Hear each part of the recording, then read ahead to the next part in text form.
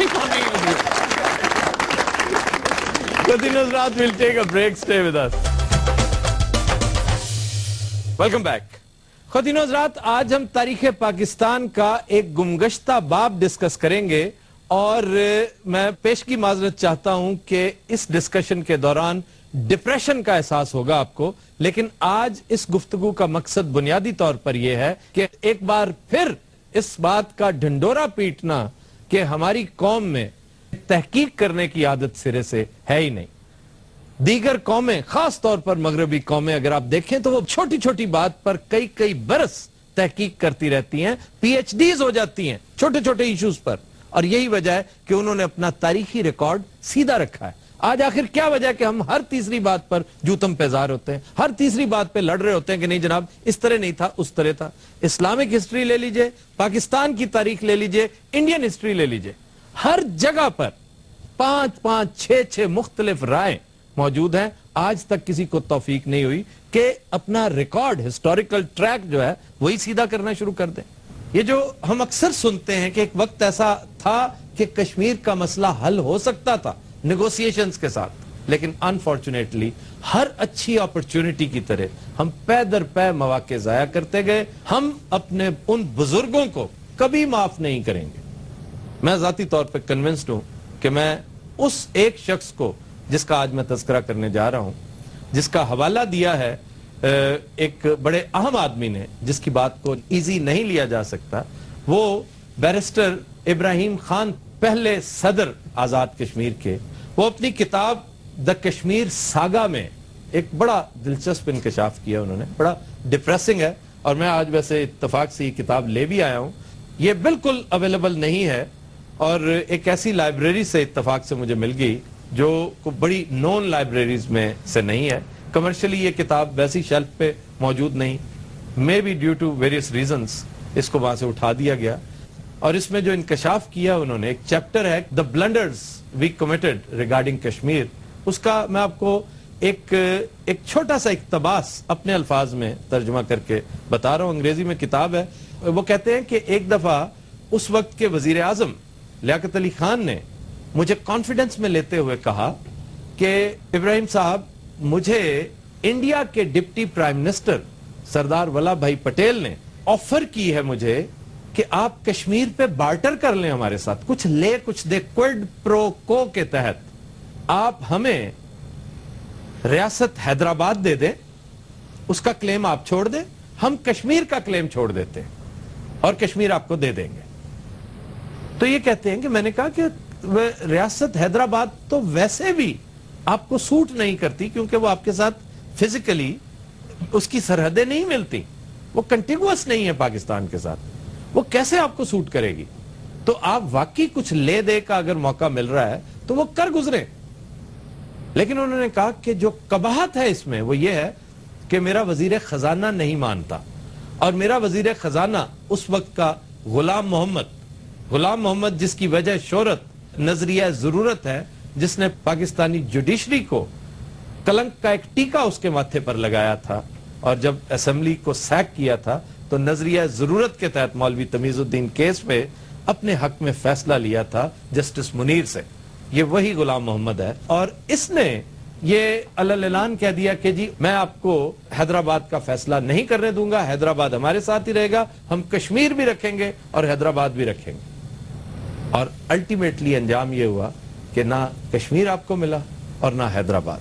اور ایک وقت ایسا آیا کہ پھر وہ آفر جو سردار پٹیل نے کر رکھی تھی وہ واپس لے لی گئی.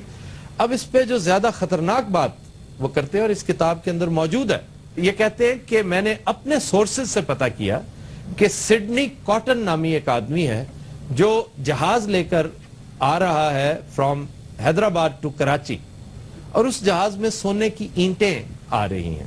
انہوں نے کہا کہ مجھے اپنے سورسز سے پتا چلا ہے کہ ان اینٹوں میں ایک بہت بڑا حصہ فائنانس منسٹر صاحب کی خدمت میں پیش کیا جا رہا ہے. اب یہ سچ ہے یا نہیں؟ دیکھیں ایک دستاویز موجود ہے، یہ کسی نے کسی کالم میں یا کسی اخباری خبر میں کہ کوئی ذاتی رنجش نہیں نکالی، ایک کتاب، ایک دستاویز موجود ہے. کیا کسی کو توفیق ہوئی ہے سب سے پہلے تو کشمیر ساگا پڑھنے کی، کہ ایک کشمیری کی زبان سے پتا چلائے کہ کشمیر ساگا اصل میں ہے کیا. What is actually the tragedy of Kashmir, ہمیں پتہ ہی نہیں ہے. پھر اگر اس ایک ذمہ دار حیثیت رکھنے والے شخص نے ایک اتنا گھناؤنا, اتنا بڑا الزام عائد کیا ہے آپ کے ایک بہت بڑے اسٹیٹس مین کے اوپر, جس کی چھاپ ہے, میں بڑے افسوس سے یہ کہنا چاہوں گا کہ سیاہ چھاپ ہے آپ کی قومی تاریخ پر, جو تاریکی اور سیاہی چھائی ہوئی ہے ابتدائی دور کو اگر دیکھا جائے تو وہ گورنر جنرل غلام محمد کی وجہ سے ہے. تو ایک بار پھر وہی نوٹوریس کیریکٹر اس میں انوالو تھا. تو کیا کسی محقق نے, کسی پی ایچ ڈی اسٹوڈنٹ نے, سیاسیات کے یا تاریخ کے کسی اسٹوڈنٹ نے یا کسی استاد نے اس زحمت گوارا کی اس ملک کی خاطر, جس ملک نے بہت کچھ دے رکھا ہے آپ کو, کہ وہ اس پہ تحقیق کرتا اور کسی نتیجے پر پہنچتا کہ کیا یہ الزام درست ہے؟ اس سے ہونا کچھ نہیں تھا. کشمیر ہمیں نہ ملنا تھا نہ ملا, حیدرآباد نہ ملنا تھا نہ ملا, لیکن کم از کم تاریخ کا دھارا یا ریکارڈ تو درست ہو سکتا تھا. اسی طرح یہ ہماری خصلت ہے کہ بے شمار واقعات ایسے, میں 1000 ایشوز آپ کو رائٹ ناؤ گن کے بتا سکتا ہوں جن پر تحقیق ہونا چاہیے تھی, آج تک نہیں ہو سکی. ایون قائد اعظم کے بارے میں جو سٹینلی والپرٹ نے اپنی کتاب میں لکھا, میں سمجھتا ہوں اس کتاب کا وہ صفحہ ابھی بھی ہمارا منہ چڑھاتا ہے کہ کیا تم نے اس پر تحقیق کی کہ اس دور کی اسٹیبلشمنٹ نے جو مبینہ بدسلوکی قائد کے ساتھ کی, کہ جب قائد کو آخری دنوں میں, یہ ان کے آخری ایام تھے اور بڑی دردناک کہانی ہے یہ, جب زیارت سے انہیں موو کر کے کراچی لایا گیا تو انتہائی قسم پرسی اور بیماری کے عالم میں انہیں جو ایمبولنس دی گئی, آپ جانتے ہوں گے کہ اس کا پیٹرول ختم ہو گیا تھا اور وہ سڑک کے کنارے بڑی دیر تک کھڑی ہوئی تھی. اور جو کہانی, دردناک کہانی وہ سناتا ہے کہ لیڈی ہدایت اللہ کے ریفرنس سے کہ میں اور فاطمہ جناح باری باری ان کا منہ جو ہے اس سے مکھیاں ہٹا رہے تھے, بار بار مکھیاں اندر جا رہی تھی قائد کے منہ پہ. یہ بابا قوم کے حوالے سے یہ باتیں ہیں, تو ہم نے اس کے اوپر بھی تحقیق نہیں کی کہ یہ کس حد تک درست ہے. اسی سے مجھے یاد آ رہا ہے کہ محترمہ فاطمہ جناح کے بارے میں شریف الدین پیرزادہ, ایک کوئی معمولی نام نہیں ہے, بہت بڑا نام ہے, ایک ذمہ دار آدمی کا نام ہے. اس نے کیٹیگوریکلی کہہ رکھا ہے کہ محترمہ فاطمہ جناح کو قتل کیا گیا تھا, انہیں تیز دھار آلے سے قتل کیا گیا تھا. کیا کسی نے تحقیق کی ہے اس پہ؟ میں نے ذاتی طور پہ, میں ان دنوں کالم لکھا کرتا تھا ایک اور اخبار میں, تو اسی وساطت سے مجھے ایک خاتون کو انٹرویو کرنے کا اتفاق ہوا. وہ انٹرویو کبھی نہیں چھپ سکا, چھاپا نہیں گیا باوجود, جس پہ انہوں نے کہا تھا کہ میں خود اس بات کی گواہی دیتی ہوں, چونکہ وہ دوست تھی لیڈی ہدایت اللہ کی اور محترمہ فاطمہ جناح کی, بہت جونیئر تھی ان سے, تو انہوں نے بھی اس سے ملتی جلتی بات کی تھی. اس پر بھی کوئی تحقیق اس سے آگے نہیں بڑھ سکی. تو یہ آج ہم جو یہاں بیٹھے یہ ڈپریشن کے جراثیم پھیلا رہے ہیں, اس کی وجہ صرف یہی ہے کہ یہ بھی ایپتھی کا ایک عالم ہے کہ آپ طلباء جنہیں چاہیے, جن کے پاس ریسورسز ہیں, آج تو تحقیق اتنی آسان ہو چکی ہے, گوگل نے آپ کے 90% مسائل حل کر دیے ہیں, گھر بیٹھے کم از کم تھوڑی بہت تحقیق کیجئے, دور مت جائیے. یہ تازہ ترین ایک بڑی بدترین مثال ہے.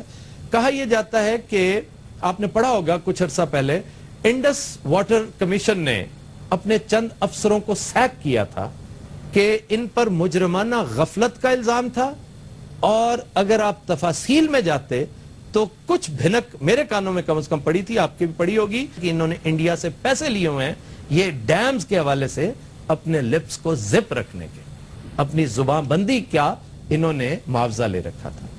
یہ بات دبا دی گئی. سوال یہ ہے کہ آخر یہ مذاق کب تک چلتا رہے گا کہ کوئی ان سین فورس, کوئی اندیکھا ہاتھ آ کے معاملے کو دبا دیتا ہے. خواتین و حضرات, we'll take a break, stay with us.